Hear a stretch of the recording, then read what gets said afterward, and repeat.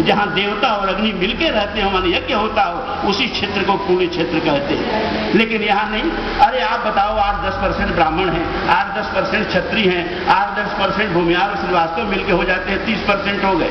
ये 30% लोग अगर अपने अपने राजनीतिक स्वार्थों का विलय करके एक सवर्ण मंच बनाए, आप क्षत्रिय लोग मुझे जरा बताओ ईमानदारी से, तो हम अपनी पीढ़ियों को चक्रव्यूह से बचा लेंगे कि नहीं बचा लेंगे? आरक्षण के चक्रव्यूह से बचा लेंगे कि नहीं बचा लेंगे? बोलो। तो ये क्यों नहीं हो रहा है?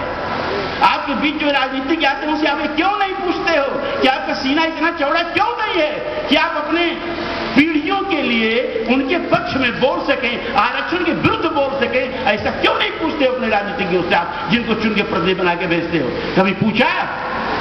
बोलो। नहीं पूछा, आगे पूछोगे भी नहीं। क्यों? हमको वार्ड मेंबर ही चाहिए, हमको ये चाहिए। हम व्यक्तिगत रूप से कुछ हो जाए, हमारी पीढ़ियां आरक्षण के चक्रव्यूह में मारी जाती है, ये नहीं चलेगा। अगर सचमुच आपको क्षत्रिय जागरण करना है, अरे इस उम्र में आके लोग अपने पीढ़ियों के लिए जीते हैं, अपने बच्चों के लिए जीते हैं। हम क्षत्रिय इतने अधम हैं, हम अपने लिए जीते हैं। बचाओ अपने बच्चों को, और अपने बच्चों को बचाना है तो जैसे मुलायम बैकवर्ड मंच बना के खड़ा है, ये मायावती दलित मंच बना के खड़ी है, सवर्ण मंच बना के खड़ा हो, देखो तुम्हारे बच्चे आरक्षण के चक्रव्यूह से बच जाते हैं। तमाशा बना के रखी है। रही बात विश्वामित्र की, इतना बड़ा तो कोई पैदा ही नहीं हो। आप देखो, बिना गायत्री मंत्र के जनेऊ उपनयन संस्कार नहीं होता है। बिना उपनयन संस्कार के कोई ब्राह्मण बनता है? कोई क्षत्रिय बनता है? बोलो। अरे जिसके बल पर ब्राह्मण बने वो है विश्वामित्र, वो है क्षत्रिय। गायत्री मंत्र के दृष्टा नहीं होते तो आज कोई ये द्विज नहीं होता, न ब्राह्मण होता, न क्षत्रिय होते, न वैश्य होते। ये है विश्वामित्र, गायत्री के मंत्र दृष्टा। और गायत्री वेद मात्र, कहा सारा वेद मिटा दो, अगर अकेले गायत्री बच जाए फिर से सारा वेद उठ के खड़ा हो जाए। जो वेदों के मूल देने वाले हैं विश्वामित्र हैं। और विश्वामित्र पर और कितना बोला जाए, बहुत लोगों ने बहुत कुछ बोला। विश्वामित्र नहीं होते तो राम को कोई नहीं जानता। राम के जीव वशिष्ठ उनके गुरु थे, लेकिन वो एक घर आंगन में बैठाए रहे। राम को रणांगण में, कर्म भूमि में विश्वामित्र ने उतारा। विश्वामित्र बहुत महान है।